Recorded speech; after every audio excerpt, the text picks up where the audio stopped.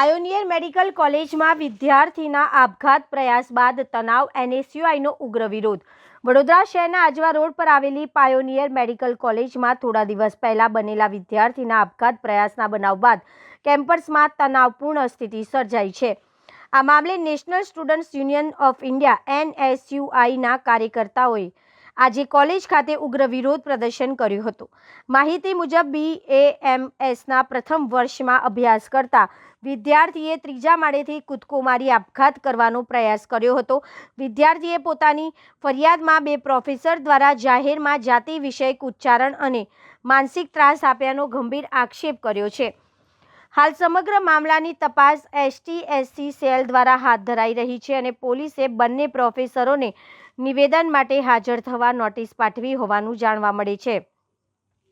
આ મુદ્દે એનએસયુઆઈ પ્રખર અમર વાઘેલાની આગેવાનીમાં કાર્યકર્તાઓ કોલેજ કેમ્પસમાં પ્રવેશી પ્રિન્સિપાલ ઓફિસ ખાતે સૂત્રોચ્ચાર સાથે ધરણા પર બેસી ગયા હતા. કાર્યકર્તાઓએ બંને પ્રોફેસરોને તાત્કાલિક સસ્પેન્ડ કરવાની માંગ ઉઠાવી હતી, જેથી ભવિષ્યમાં અન્ય વિદ્યાર્થીઓ આવા માનસિક શોષણનો ભોગ ન બને. વિરોધ દરમિયાન પોલીસ અને કાર્યકર્તાઓ વચ્ચે સામાન્ય ઘર્ષણ સર્જાતા કપુરાઈ પોલીસે કાર્યવાહી કરી 10થી વધુ કાર્યકર્તાઓની અટકાયત કરી હતી. કોલેજ તંત્ર દ્વારા બંને પ્રોફેસરોને ખુલાસો આપવા સૂચના આપવામાં આવી છે, તેમજ સમગ્ર મામલે તપાસ માટે આંતરિક કમિટી રચી રિપોર્ટ સબમિટ કરવા જણાવ્યું છે.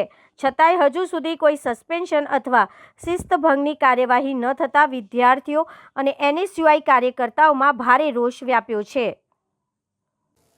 મારું નામ વૈદ મીતા મસરૂ છે. હું અહીંયા પ્રાચાર્ય છું. 10 તારીખે અમારે ત્યાંથી એક સ્ટુડન્ટ્સ રોહન રાઠોડે ક્લાસરૂમમાંથી બીજા માળના ક્લાસરૂમમાંથી નીચે કૂદકો માર્યો હતો. એ ઘટના બનેલી છે. પ્રોફેસરનું કંઈક કનડગત હતી અને પ્રોફેસરના ત્રાસથી કર્યું હતું, આવો આક્ષેપ છે અને ફરિયાદ દાખલ થઈ છે. શું કહેશો? હા સર, પ્રોફેસર સ્ટુડન્ટ્સના વાલી અને સ્ટુડન્ટ્સનો આક્ષેપ એવો છે કે અમને બે પ્રોફેસર હેરાન કરતા હતા. પણ આ પહેલાં પણ મેં જણાવ્યું છે કે એ સ્ટુડન્ટે આટલું બધું હેરાન કરતા હતા તો મને એકેય વાર લેખિતમાં જણાવેલું નથી કે એમના વાલીએ પણ એને બે પ્રોફેસર હેરાન કરે છે એવું લેખિતમાં જણાવેલ નથી. જવાબદાર પ્રોફેસરો સામે શું કાર્યવાહી થઈ છે, થવાની છે? સર, જવાબદાર પ્રોફેસર ઉપર કાર્યવાહી કરવા માટે આપણે થોડું નિષ્પક્ષ જાંચ કરવી જરૂરી છે. અને બીજા સ્ટુડન્ટ પણ ભણતા હોય, એક્ઝામ ગોઈંગ છે, તો આપણે એના માટે એક સમિતિ બેસાડેલી છે. સમિતિ એનો રિપોર્ટ તૈયાર કરે છે, કારણ કે નિષ્પક્ષ જાંચ થાય એના માટે થઈને થોડો ટાઈમ લાગી રહ્યો છે. એના માટે અમે દિલગીર છીએ, પણ સાથે સાથે કોલેજનું વર્ક પણ ચાલુ છે. તો એ જાંચ જેવી પૂરી થશે અને જો અમારા પ્રોફેસરો ખરેખર એ કશું એમાં નીકળશે અથવા કલ્પ્રિટ હશે તો અમે અમારી ટ્રસ્ટ અને અમે લોકો એના ઉપર પગલાં લઈ લઈશું.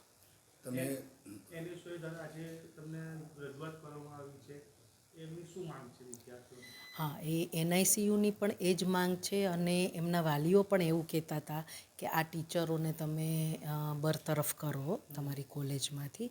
પણ ખરેખર એ કલ્પ્રિટ હશે તો એના ઉપર અમે પગલાં લેશું, એ અમે અહીંથી ખાતરી આપીએ છીએ. આ બાબતની તમે ટ્રસ્ટીગણને જાણ કરી? આ બાબતની ટ્રસ્ટીઓને જાણ કરેલી છે અમે. શું છે ટ્રસ્ટીઓને? ટ્રસ્ટીઓએ એવું કીધું છે કે તમે એક જે આપણે રૂટીન ચાલતું એ પ્રમાણે નિષ્પક્ષ જાંચ કરો. એટલે નિષ્પક્ષ જાંચ માટે આપણે કમિટી રચી છે ને એ કરી રહી છે. એમને આ અહેવાલ સુપ્રત કરશે પછી મેનેજમેન્ટ કોરાથી પણ બને પાછી બીજી કમિટી બેસાડીને પણ નિષ્પક્ષ જાંચ કરી શકે છે. ઓકે, આપનો પરિચય? સર, મારું નામ વૈદ મીતા મસરૂ, પ્રાચાર્ય, Pioneer Ayurvedic College and hospital.